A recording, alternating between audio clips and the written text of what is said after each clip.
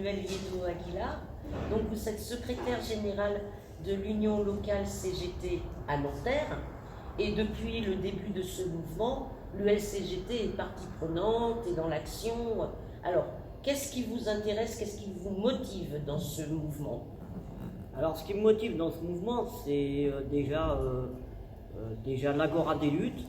Et donc, on a besoin, à l'heure actuelle, d'avoir ces moments où on peut être ensemble et discuter et d'aborder plein de sujets différents. Et nous, on a été sollicités en tant que structure syndicale parce que dans le spectacle et cette réforme qui est un poison socialement, la réforme de l'assurance chômage, est un poison et donc ça impacte aussi les intermittents d'une manière générale. Et donc, nous, on s'était dit pourquoi pas faire quelque chose avec les gens, avec les camarades ou non camarades. Et donc, voilà, et on insiste aussi sur cette réforme est un poison pour les privés d'emploi. Et voilà, il faut pas. Et derrière ça, il y a quand même une idée qui est dominante du pouvoir. C'est qu'en gros, les privés d'emploi, c'est des feignants, ils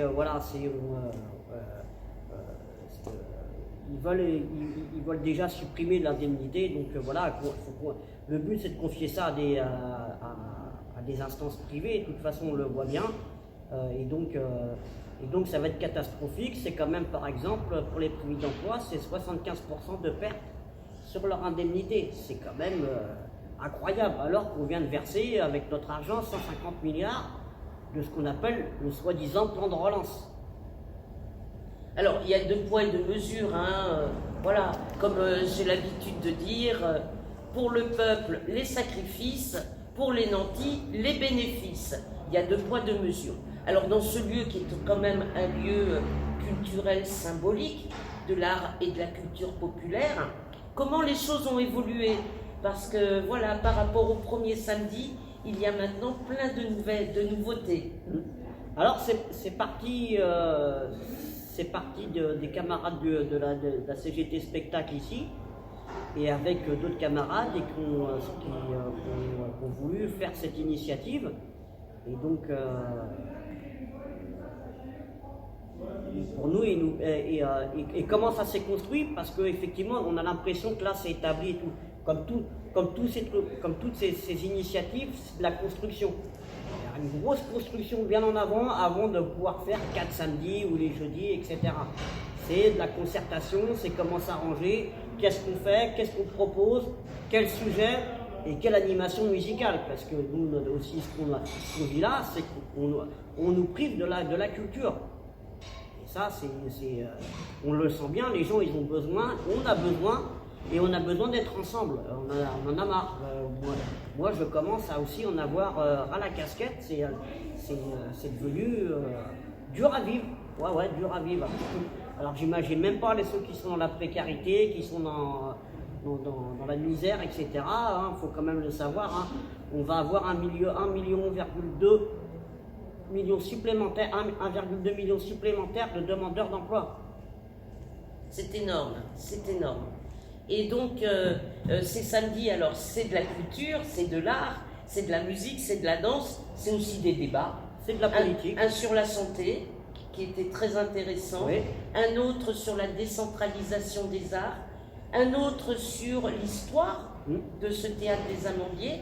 Est-ce qu'il va y avoir d'autres débats encore? Cette dynamique continue? Cette dynamique continue, donc avec un petit peu avec le recul des choses. On s'était prévu sur 3 jours, mais on voit bien la difficulté de faire des initiatives pendant 3 jours, sachant qu'on est en jour de semaine. Faut pas oublier, on est sous le Covid, les gens sont fatigués, c'est pas quand on est dans la misère que ça bouge, c'est pas quand tu es dans la précarité que tu as envie de te mélanger avec d'autres et de confronter. Et donc, je pense que l'idée, c'est de faire des gros samedis. Et là, d'après ce que je sais, c'est que le samedi prochain, ça sera sur les questions internationales. On ne peut pas se priver des questions internationales à l'heure actuelle, quand on sait que ce qui se passe dans d'autres pays, c'est pas la même façon de faire, mais les causes sont les mêmes. Alors justement, parlons des causes, cette cause internationale qui bouffe les peuples, c'est quoi, monsieur Liedo?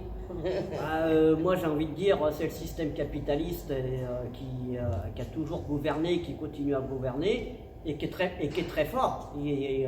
C'est pour ça qu'on a du mal à créer le rapport de force, parce qu'il est très très fort et sur certains points, comme la chanson de HK, ils ont quand même gagné sur l'individualisme et le chacun pour toi, et ça on le ressent bien quand on est dans la militance.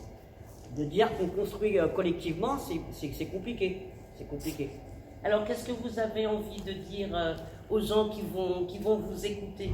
Tous ensemble, peut-être, pour avancer vers un monde meilleur? Voilà, venez le plus nombreux possible, discuter, créer le rapport de force. D'ailleurs, on va en manif justement contre ce poison de la réforme du chômage. Et pour nous, déjà c'est un point d'ancrage. Et après, on a notre 1er mai, qui est le 1er mai, journée internationale de lutte des travailleuses et des travailleurs. Voilà. Faut aussi changer le nom, c'est pas une fête le travail. Voilà, pour beaucoup de gens, c'est pas une fête. Alors on est resté sur cette phrase pendant des années, mais ça suit son chemin. C'est la journée internationale de lutte des travailleuses et des travailleurs. Et ça, c'est important voilà. Et c'est bien pour ça que, à mon avis, ils vont tout faire pour aussi torpiller ce 1er mai. D'accord. Eh bien, écoutez, je vous remercie beaucoup, monsieur Liedo Aguilar. Et puis, je pense que nous aurons l'occasion de nous revoir. Voilà, avec plaisir. Nous, on veut continuer à danser encore, voir nos pensées enlacer nos corps, passer nos vies sur une grille d'accord.